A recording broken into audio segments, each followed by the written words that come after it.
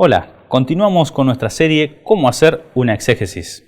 En esta oportunidad nos concentraremos ya en el paso número 2 de la exégesis, el análisis literario, dando inicio en primer lugar con el contexto literario. Así que vamos a dedicar este tiempo para hablar de este paso que va a constar de otros 5 más. Bien, el contexto literario suele hacer referencia a todo el contexto que rodea al texto que poseemos, al ambiente en que se desarrolla una obra literaria. En relación a un texto de un pasado remoto, no siempre resulta fácil reconstruir el contexto literario. La mejor de las labores será siempre una tarea inconclusa. ¿Qué es lo primero que tenemos que hacer cuando trabajamos con el contexto literario? Primero, detectar la autoría. ¿Cuáles son algunas de las preguntas básicas que tenemos que hacernos? ¿Quién escribió el libro? ¿Cuándo lo escribió? ¿En qué momento de su vida, si es posible establecerlo? ¿Quiénes eran los destinatarios a los cuales estaba dirigido el mensaje o el texto que intentamos estudiar? A pesar de las dificultades, algunas de estas preguntas pueden ser respondidas a partir de la información que poseemos.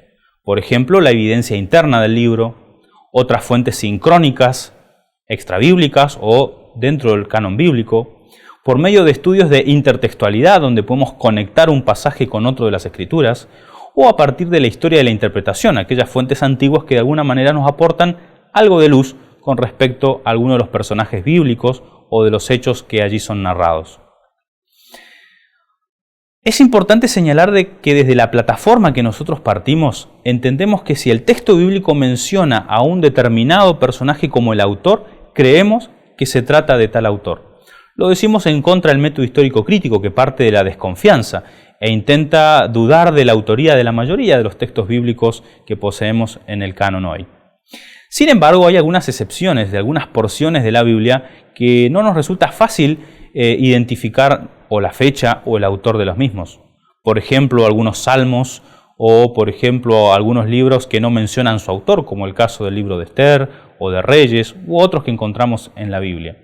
En otros casos no podemos establecer la fecha exacta en el cual se pudo haber escrito ese libro. Tal es el caso de Abdías, de Joel, entre otros ejemplos que podríamos mencionar.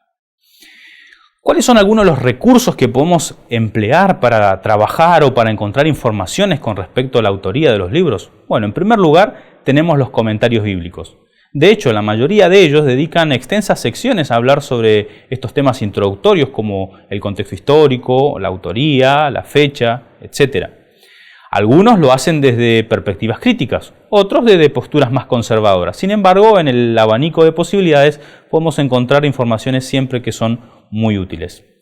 También es posible recurrir a aquellos libros denominados introducciones. Por ejemplo, podemos encontrar una introducción al Pentateuco, una introducción al Antiguo Testamento, una introducción al Nuevo Testamento, una introducción a determinado libro, puede ser a Génesis, a Éxodo.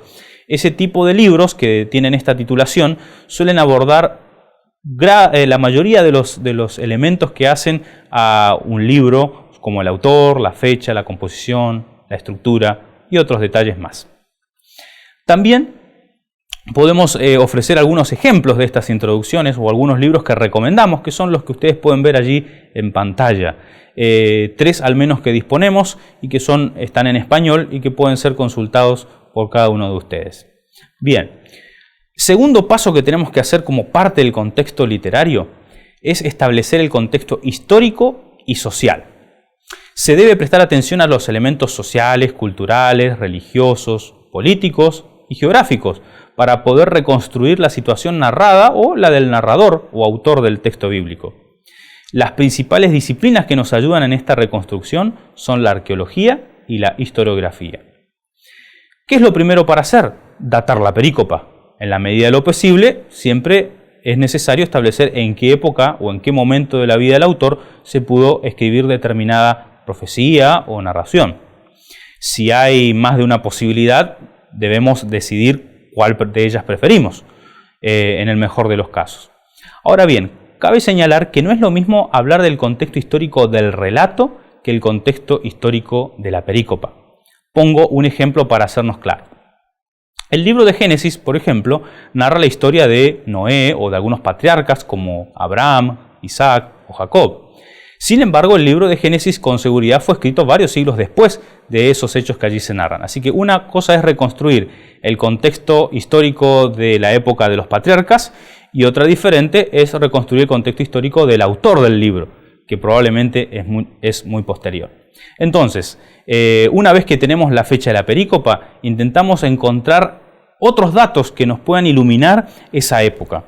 El contexto histórico, por ejemplo, en qué año estamos, qué eventos se están produciendo en esa época, qué sabemos de esa época, cuál es la situación social, o sea, cómo vivían, eran nómades, se habían asentado en poblados, cómo estaba dividida la sociedad, qué grupo de personas participan de aquel pasaje que estoy estudiando.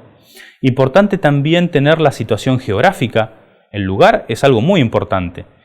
No, en ocasiones la mención a un lugar tiene importantes implicaciones teológicas.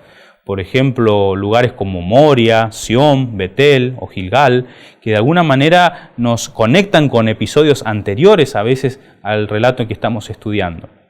También podemos preguntarnos por el devenir histórico.